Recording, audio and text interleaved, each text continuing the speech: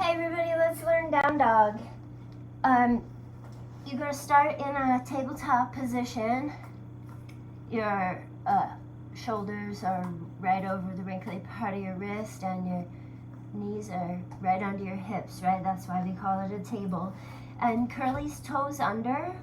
And if you want to practice abs without cranking your neck, which is the only way you should practice abs, please stop cranking your neck.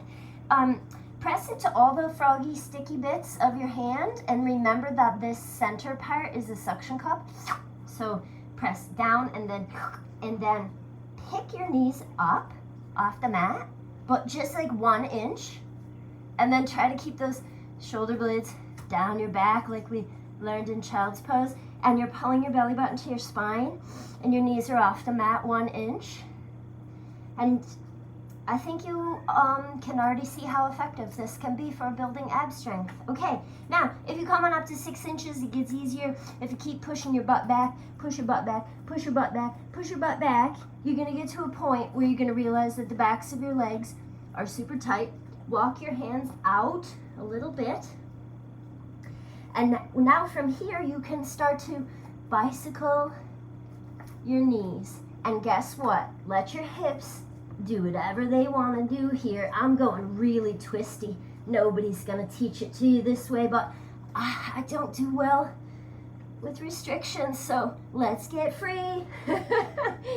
And we're just gonna sort of wiggle and feel this. And remember when we were in, okay, so now the goal would be to like work your heels towards the floor, but it won't be happening the first go. In fact, you might be so tight, I'm gonna come back down. You might be so tight that you're gonna start on the coffee table. Make sure it's not going to abandon you, you know, because that would be funny, but you could get hurt. Okay, put your toes under, there's your ab lift. Oh, it's really challenging this way. And now let's come all the way up and push your butt back, right? And yeah, do your bicycle because your heels are not gonna come down the first go, guys. They're not. I've been doing this for 20 years and there are some days when it doesn't happen. So, but the table, look, really lets me drop my chest down here and start to open up. And guess what? If you can't do this at table height,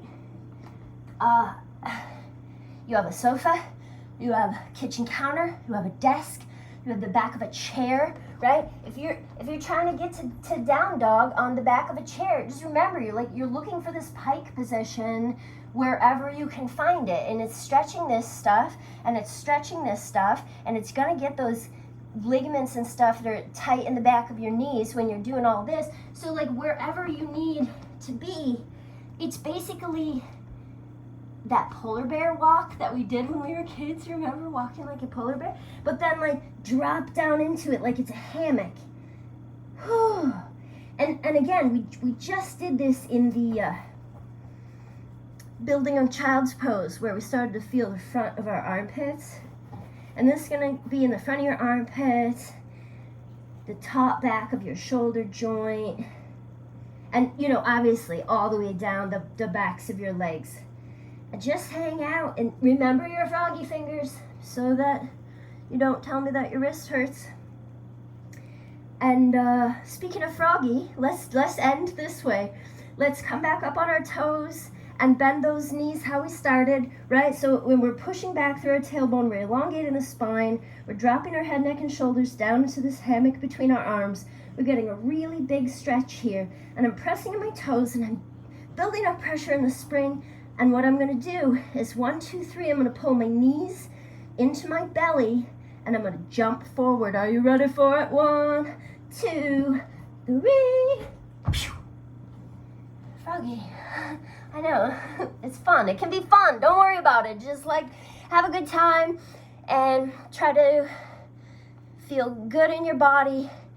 Message me if you're having trouble with something, and I'll see you another time. Down dog.